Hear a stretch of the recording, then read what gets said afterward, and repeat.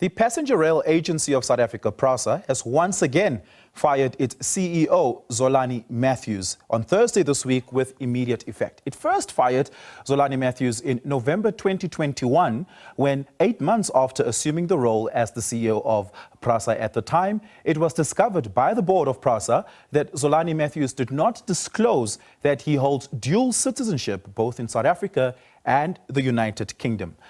Of course, Matthews didn't take that lying down. He challenged his dismissal by the company. He then went on in a private arbitration process and took them to court. And through a private arbitration process before getting to court, the private arbitration process found in favor of Matthews. This was led by former retired Judge Nugent. Prasa then took that to court, but the Labour Court last month found in favor of Matthews, once again stating that he must be reinstated as CEO. Prasa went ahead and did that, but they had once again fired him, this time citing a different set of reasons, which is operational reasons. Now joined by Malcolm Bagraim, who is a Labour analyst, to help us make sense with that. Michael, what are operational issues? Operational issues are normally a retrenchment, dismissal for operational requirements. What is weird over here is that they've had three different reasons as to why they want to get rid of Zolani Matthews. One would immediately smell a rat and say, what's going on? Why did they dismiss him in the first place?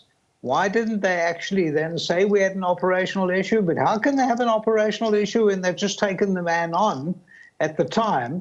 They found a spurious reason at the interview. They could have asked him, have you got dual citizenship, or ask him to disclose these things.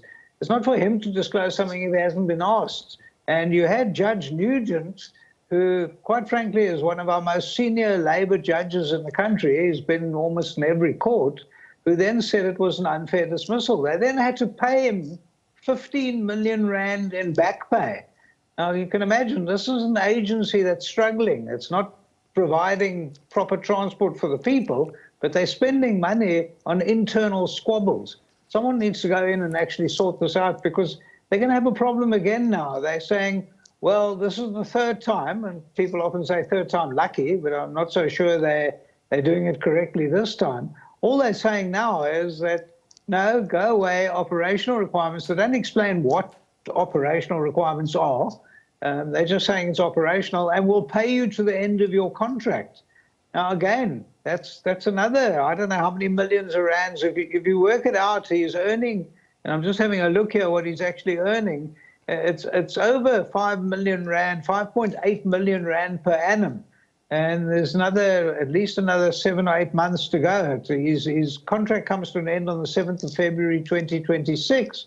So they're saying, no, we can squander the money, just pay him for no reason. Michael, what does the jurisprudence say on the disclosure of material information? Is there a requirement that the board, or at least the interviewing panel of the time, having to ask a question of material importance, such as, do you have citizenship anywhere else in the country? Because it only came up in the clearance process that it turned out that he had dual citizenship when he was unable to get a top security clearance. Well, that's their rules and regulations. You ask. If you feel that a person mustn't have a criminal record, you ask, do you have a criminal record? Or you can ask a general question to the extent of by saying, is there anything that you know of that would actually somehow affect your with us in the future? At least then they can say the man lied to them. But they didn't even do that. And Judge Nugent went through all of that in the private arbitration. They didn't do their homework properly.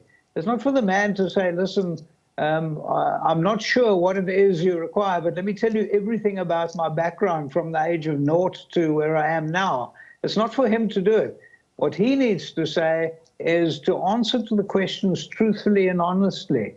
And if they ask him a question, is there anything about you that would stand in your way, and these are the issues that we need to hear about, well, then he must come and answer that. But in that particular issue, it didn't come up. They didn't ask the question, and so therefore he didn't think it was relevant. You know, he doesn't know fully what all the relevancies are of the position when he's applying for it. He's never been in the position They are a board who are highly qualified to interview people. And this is the CEO. This is not the person who's come in to make tea. This is the person who's come in and CEO. Yeah. Is this a failure in the fiduciary duty of the board at the time that conducted the interview process, ultimately recommended to Cabinet that the appointment be approved, and Cabinet later on having approved it? It is certainly their duty, and they failed South Africa. They failed us, and to the extent that this is going to cost us over 25 million rand at the end of the day.